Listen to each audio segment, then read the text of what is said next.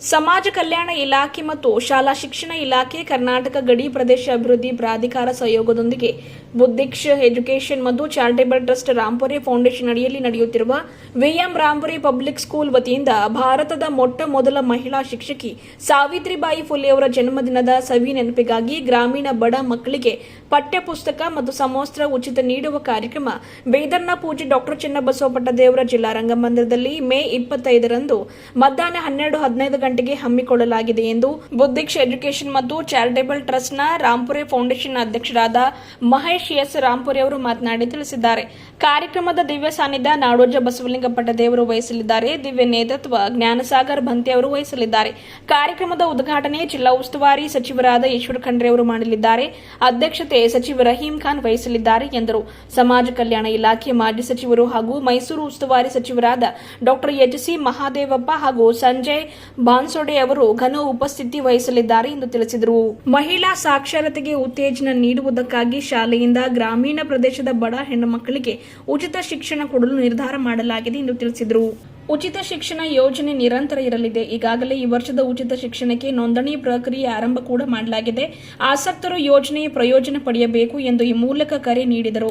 VM Rampure public school, VM Rampure pre school ವತಿಯಿಂದ 2025ರಿಂದ ಹೆಣ್ಣು ಮಕ್ಕಳಿಗೆ ವಿದ್ಯೆಯನ್ನು ನಿರಾಕರಿಸಿದ ಸಮಾಜವನ್ನು ದಿಟ್ಟತನದಿಂದ ಎದುರಿಸಿ ಹೆಣ್ಣು ಮಕ್ಕಳಿಗೆ ಶಿಕ್ಷಣ ನೀಡಲು ಶಾಲೆ ಆರಂಭಿಸಿದ ಭಾರತದ ಮೊಟ್ಟ ಮೊದಲ ಮಹಿಳೆ ಶಿಕ್ಷಕಿಯಾಗಿ ಸಮಾಜದ ಪರಿವರ್ತನೆ, ಸಮಾಜಕ್ಕೆ ಸಮಾನತೆ, ಸಮಾಜದ ಅಂಕುಡೊಂಕುಗಳನ್ನು ಸುಧಾರಣೆ ಸಲುವಾಗಿ ಅಕ್ಷರದವ್ವ ಸಾವಿತ್ರಿಬಾಯಿ ಫುಲೆಯವರ ಜನ್ಮದಿನದ ಸವಿನೆನಪಿನ ಸಲುವಾಗಿ 2025ರಿಂದ ನಿರಂತರವಾಗಿ ಈ ಯೋಜನೆಯನ್ನು ಆರಂಭ ಮಾಡಬೇಕೆಂದು ನಾವು ವಿಶೇಷವಾಗಿ ಈ ಕಾರ್ಯಕ್ರಮ ಮತ್ತು ಪ್ರೆಸ್ ಮೀಟ್ ಹಮ್ಮಿಕೊಳ್ಳಲಾಗಿದೆ. ಗ್ರಾಮೀಣ ಬಡ ಕುಟುಂಬದ ಹೆಣ್ಣು ಮಕ್ಕಳಿಗೆ ಉಚಿತ ಶಿಕ್ಷಣ, ಉಚಿತ ಪ್ರವೇಶ ಮತ್ತು ಇದರ ಜೊತೆ ಅನಾಥ ಮಕ್ಕಳಿಗೆ ಸಮವಸ್ತ್ರ, ಪಠ್ಯಪುಸ್ತಕ, ನಮ್ಮ ಶಾಲೆಯಲ್ಲಿ ಏನೇನು ಸೌಲಭ್ಯಗಳು ಸಿಗುತ್ತೋ ಅದು ಯಾವುದೇ ಶುಲ್ಕವಿಲ್ಲದೆ ನಮ್ಮ ಶಿಕ್ಷಣ ಸಂಸ್ಥೆ ಎಲ್ಲಿ ತನಕ ಇರುತ್ತದೋ ಅಲ್ಲಿ ತನಕ ಹೆಣ್ಣು ಮಕ್ಕಳಿಗೆ ಯಾವುದೇ ಶುಲ್ಕ ಇರುವುದಿಲ್ಲ ಎಂದು ಈ ಕಾರ್ಯಕ್ರಮವನ್ನು ಮಾಡ್ತಾಯಿದ್ದೇವೆ. ವಿಶೇಷವಾಗಿ ಸಮಾಜಕ್ಕೆ ಸುಧಾರಣೆ ಸಲುವಾಗಿ ಅಕ್ಷರದವ್ವ ಮಹಾತಾಯಿ ಇವತ್ತು ಪ್ರತಿ ನಾಗರಿಕರು ಹಾಗೂ ಸಮಸ್ತ ಧರ್ಮಗಳು, ಭಾರತದ ಎಲ್ಲ ಮತ ಪಂಥಗಳು ಧಾರ್ಮಿಕ, ಶೈಕ್ಷಣಿಕವಾಗಿ, ಸಾಂಸ್ಕೃತಿಕವಾಗಿ ಸುಧಾರಣೆ ಸಲುವಾಗಿ ಮಾಡಿದಂಥ ತಾಯಿ ಸಾವಿತ್ರಿಬಾಯಿ ಫುಲೆಯವರು ಹೆಣ್ಣು ಮಕ್ಕಳಿಗೆ ವಿಶೇಷವಾಗಿ ಅವರು ಮಾಡಿರುವ ಕಾರ್ಯಗಳಿಗೆ ಇವತ್ತು ಪ್ರತಿಯೊಬ್ಬ ನಮ್ಮ ತಾಯಿ, ಅಕ್ಕಂದಿರು ಎಲ್ಲರಿಗೆ ಇವತ್ತು ಸರಿ ಸಮನಾಗಿ ಏನಾದರೂ ಸಮಾನತೆ ಬಂದಿದೆ ಅಂದರೆ ಅದು ಸಾವಿತ್ರಿಬಾಯಿ ಫುಲೆಯವರಿಗೆ ಕೊಡುಗೆ ಆಗಿರುತ್ತದೆ. ಏಕೆಂದರೆ ಇವತ್ತು ನಮ್ಮ ಮಹಾಮಹಿ ರಾಷ್ಟ್ರಪತಿ ಕೂಡ ಒಂದು ಮಹಿಳೆ ಇದ್ದಾರೆ. ಅದಕ್ಕೆ ಕಾರಣವೇ ಸಾವಿತ್ರಿಬಾಯಿ ಫುಲೆಯವರು.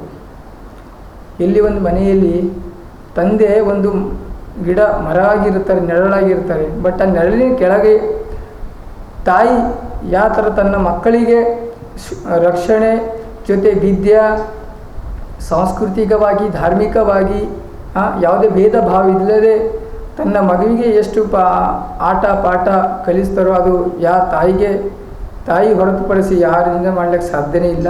ಇದು ಬಹಳ ಹೆಮ್ಮೆಯ ವಿಷಯ ಇದೆ. ಅದೇ ಥರ ಸಾವಿತ್ರಿಬಾಯಿ ಫುಲೆಯವರು ಏನು ಮಾಡಿದ್ದಾರೆ ಅಂದರೆ ಇವತ್ತು ಪ್ರತಿಯೊಂದು ಯೋಜನೆಗಳಲ್ಲಿ ಆರ್ಯ ಸರ್ಕಾರಿಗಳಲ್ಲಿ ಸರಿ ಸಮನಾಗಿ 50% ಇಲ್ಲ, 60-70% ಇವತ್ತು ಮಹಿಳೆಯರಿದ್ದಾರೆ. ಇದು ಬಹಳ ಹೆಮ್ಮೆಯ ವಿಷಯ. ಮುಂಬರುವ ದಿನಗಳಲ್ಲಿ ಭಾರತದಲ್ಲಿ 80% ಮಹಿಳೆಯರು ಇರುತ್ತಾರೆ. ಇದಕ್ಕೆ ಯಾಕಂದರೆ ಪ್ರತಿಯೊಂದು ವಿದ್ಯೆ ಆಗಲಿ ಅಥವಾ ತಾಂತ್ರಿಕ ಯೋಜನೆ, IT, BT ಯಾವುದೇ ಸೆಕ್ಟರ್ಗಳಲ್ಲಿ ಹೆಣ್ಣುಮಕ್ಕಳು ಜಾಸ್ತಿ ಸಾಧನೆಯನ್ನು ಮಾಡ್ತಾಯಿದ್ದಾರೆ. ಯಾಕಂದರೆ ಅವತ್ತು ಮಹಾತಾಯಿ ಸಾವಿತ್ರಿಬಾಯಿ ಫುಲೆಯವರು ಮಾಡಿರುವ ಒಂದು ಕಾರ್ಯದಿಂದ ಮಾತ್ರ ಈ ಕಾರ್ಯವನ್ನು ಸಾಧ್ಯ ಆಗ್ತಾಯಿದೆ. ಇನ್ನು ನಾವು ಇರ್ತೀವೋ ಗೊತ್ತಿಲ್ಲ, ಆದರೆ ಆ ತಾಯಿ ಮಾಡಿರುವ ಕಾರ್ಯ ಇಡೀ ಭಾರತದ ಪ್ರತಿಯೊಬ್ಬರು ಹೆಣ್ಣು ಮಕ್ಕಳು ಅವರಿಗೆ ನೆನಪು ಮಾಡಲೇಬೇಕು. ಇದರ ಜೊತೆ ರೀಸೆಂಟ್ಲಿ ಆಗಿದಂಥ ಪುಲ್ವಾಮಾ ದಾಳಿಯಲ್ಲಿ ಆಪರೇಷನ್ ಸಿಂಧೂರಕ್ಕೆ ಯಶಸ್ವಿಯಾಗಿ ಕಂಡಿರುವಂಥ ಮಹಾನ್ ಕರ್ನಲ್ ಅವರಿಬ್ಬರು ಮಹಿಳೆಯರು, ಅದು ನಮಗೆ ಬಹಳ ಗೌರವದ. ಇದರ ಜೊತೆ ನಮ್ಮ ಭಾರತದ ಅಚ್ಚುಕಟ್ಟಿನ ಪ್ರಧಾನಮಂತ್ರಿಯವರು ಅವರಿಗೆ ನಮ್ಮ ಎಲ್ಲ ಭಾರತದ ಪ್ರಜೆಗಳು ಅವರಿಗೆ ಗೌರವ ಸಲ್ಲಿಸಬೇಕು. ಯಾಕಂದರೆ ಅವರಂಥ ಕಾರ್ಯ ಇದು ಯಾರೂ ಮಾಡಲಿಕ್ಕೆ ಸಾಧ್ಯನೇ ಇಲ್ಲ. ಅವ್ರದ್ದು ಒಂದೊಂದು ನುಡಿಗಳು ಸಮಾಜನ ಸುಧಾರಣೆ, ಸಮಾಜಕ್ಕೆ ಏನು ಆಗಬೇಕು ಮುಂಬರುವ ದಿನಗಳಲ್ಲಿ ಅದು ಅಟ್ಟುಕಟ್ಟಾಗಿ ಮಾಡ್ತಾ ಇದ್ದಾರೆ. ಅವರಿಗೆ ನಮ್ಮ ಸಂಸ್ಥೆಯ ಪರವಾಗಿ ನಮ್ಮನ್ನು ವಂದನೆಗಳನ್ನು ಸಲ್ಲಿಸುತ್ತೆ. ಅದೇ ಜೊತೆ ಹಿಂದೂ ಪರ ಸಂಘಟನೆಗಳು ಮತ್ತು ದಲಿತ ಪರ ಸಂಘಟನೆಗಳು, ಕನ್ನಡ ಪರ ಸಂಘಟನೆಗಳು, ಗೊಂಡ ಪರ ಸಂಘಟನೆಗಳು, ವಿದ್ಯಾರ್ಥಿ ಪರ ಸಂಘಟನೆಗಳು ಮತ್ತು ವಿವಿಧ ಸಂಘಟನೆಗಳು, ಪ್ರತಿಯೊಂದು ಧಾರ್ಮಿಕ ಸಂಘಟನೆಗಳು ಮತ್ತು ಶೈಕ್ಷಣಿಕ ಸಂಘಟನೆಗಳು ಇದಕ್ಕೆ ಬಹಳಷ್ಟು ಬೆಂಬಲ ಇದೆ. ಮತ್ತು ಭಾಳ ವಿಶೇಷವಾಗಿ ಪತ್ರಿಕಾ ಮಾಧ್ಯಮದವರಿಗೆ ನಾನು ಬಹಳಷ್ಟು ಗೌರವ ಸಲ್ಲಿಸುತ್ತೇನೆ. ಯಾಕಂದರೆ ಅವರು ಬಹಳಷ್ಟು ನಮ್ಮ ಶಿಕ್ಷಣ ಸಂಸ್ಥೆ ಆಗಲಿ ಯಾವುದೇ ಬೇರೆ ಬೇರೆ ಚಟುವಟಿಕೆಗಳಲ್ಲಿ ಬಹಳಷ್ಟು ಎನ್ಕರೇಜ್ ಬರ್ತಾ ಇದ್ದಾರೆ.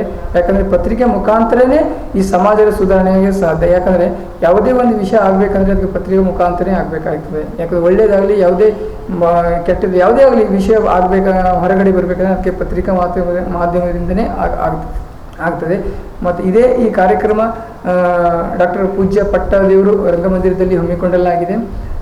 25ರಂದು ಸಮಯ 12:15 ಸ್ಟಾರ್ಟ್ ಆಗ್ತದೆ. ಈ ಕಾರ್ಯಕ್ರಮಕ್ಕೆ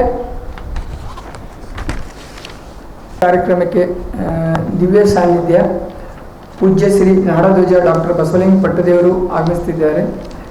ಹಿರೇಮಠ್ ಬಾಲಕಿ ಸಂಸ್ಥಾನ ಹಾಗೂ ದಿವ್ಯ ನೇತೃತ್ವ ಪೂಜ್ಯ ಜ್ಞಾನಸಾಗರ್ ಬಂತಿಜಿಯವರು, ಧಮ್ಮದರ್ಶನ ಭೂಮಿ ವೈಶಾಲಿ ನಗರ ಇವರು ಕೂಡ ಉಪಸ್ಥಿತಿ ಇರುತ್ತದೆ. ಹಾಗೆ ಉದ್ಘಾಟಕರಾಗಿ ಮಾನ್ಯ ಸಚಿವರು ಈಶ್ವರ ಬಿ ಖಂಡ್ರೆ ಅವರು, ಅರಣ್ಯ ಪರಿಸರ ಮತ್ತು ಜೀವಶಾಸ್ತ್ರ ಹಾಗೂ ಬೀದರ್ ಜಿಲ್ಲಾ ಉಸ್ತುವಾರಿ ಸಚಿವರು ಕೂಡ ಇದಕ್ಕೆ ಉದ್ಘಾಟನೆ ಮಾಡಲಿದ್ದಾರೆ. ಹಾಗೂ ಅಧ್ಯಕ್ಷತೆ ಶ್ರೀ ರಹೀಂ ಖಾನ್ ಅವರು, ಮಾನ್ಯ ಪೌರಾಡಳಿತ ಸಚಿವರು ಹಾಗೂ ಹಜ್ ಸಚಿವರು, ಕರ್ನಾಟಕ ಸರ್ಕಾರ. ಈ ಕಾರ್ಯಕ್ರಮದ ಘನ ಉಪಸ್ಥಿತಿಯನ್ನು ಡಾಕ್ಟರ್ ಎಚ್ ಸಿ ಮಹದೇವರು ಸಮಾಜ ಕಲ್ಯಾಣ ಸಚಿವರು ಕೂಡ ಇದಕ್ಕೆ ಘನ ಉಪಸ್ಥಿತಿ ನೀಡಲಿದ್ದಾರೆ.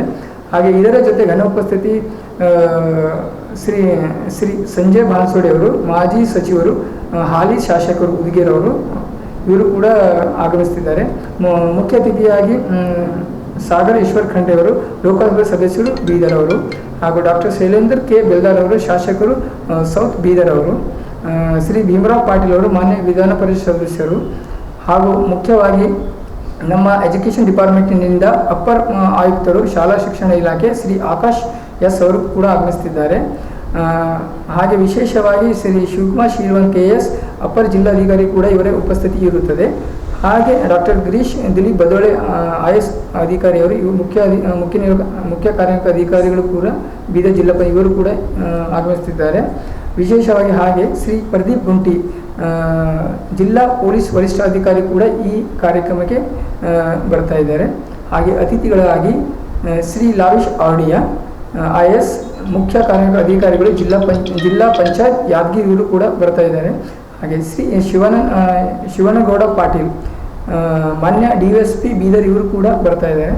ಹಾಗೆ ನಮ್ಮ ಶಿಕ್ಷಣ ಇಲಾಖೆಯಿಂದ ಶ್ರೀ ಸಲೀಂ ಪಾಷಾ ಅವರು, ಉಪನಿರ್ದೇಶಕರು ಶಾಲಾ ಶಿಕ್ಷಣ ಇಲಾಖೆ ಬೀದರ್, ಹಾಗೂ ಶ್ರೀಮತಿ ಸಿದ್ದು ರಘು S ಉಪನಿರ್ದೇಶಕರು ಸಮಾಜ ಕಲ್ಯಾಣ ಇಲಾಖೆ ಇವರು ಕೂಡ ಬರ್ತಾ ಇದ್ದಾರೆ.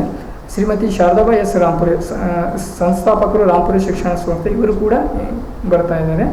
ಶ್ರೀಮತಿ ಪಾರ್ವತಿ V ಸೋನಾರೆ ಜಿಲ್ಲಾಧ್ಯಕ್ಷರು ಜಿಲ್ಲಾ ಸರ್ಕಾರಿ ಮಹಿಳಾ ನೌಕರ ಸಂಘ ಬೀದರ್.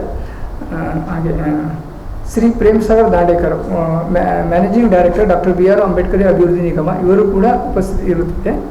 ಹಾಗೆ ಶ್ರೀ ತುಳಸಿರಾಮ್ ದೊಡ್ಡೆ KS ಕ್ಷೇತ್ರ ಶಿಕ್ಷಣ ಅಧಿಕಾರಿಗಳು ಶಾಲಾ ಶಿಕ್ಷಣ ಇಲಾಖೆ ಬೀದರ್ ಇವರು ಕೂಡ ಉಪಸ್ಥಿತಿ ಇರುತ್ತದೆ. ಹಾಗೆ ಬಹುಮುಖ್ಯವಾಗಿ ನಮ್ಮ ಕಲ್ಯಾಣ ಕರ್ನಾಟಕ ಅನುದಾನ ರಹಿತ ಶಾಲಾ ಶಿಕ್ಷಣ ಆಡಳಿತ ಮಂಡಳಿಯ ಸಂಘ ಜಿಲ್ಲಾಧ್ಯಕ್ಷರಾದ ಶ್ರೀ ರಾಜೇಂದ್ರ ಮಣಿಗೇರು ಕೂಡ ಉಪಸ್ಥಿತಿ ಇರುತ್ತದೆ. ಹಾಗೆ ಕಾರ್ಯಕ್ರಮದ ಸ್ವಾಗತ ನಿರೂಪಣೆ ಚನ್ನಬಸವ ಹೆಡೇಸರ್ ನಿರೂಪಣೆ ಮಾಡುತ್ತಾರೆ. ಎಲ್ಲರಿಗೂ ನಮ್ಮ ಕಡೆ ಸ್ವಾಗತ ಇರುತ್ತದೆ. ಈ ಕಾರ್ಯಕ್ರಮದ ಮೇನ್ ಉದ್ದೇಶ ಎಂದರೆ ಸಮಾನತೆ ಬರಬೇಕಾದರೆ ಅದು ಯಾರಿಂದಲೂ ಸಾಧ್ಯ ಆಗ್ತದೆ, ಅದು ಮಹಿಳೆಯರಿಂದ ಮಾತ್ರ ಸಾಧ್ಯ.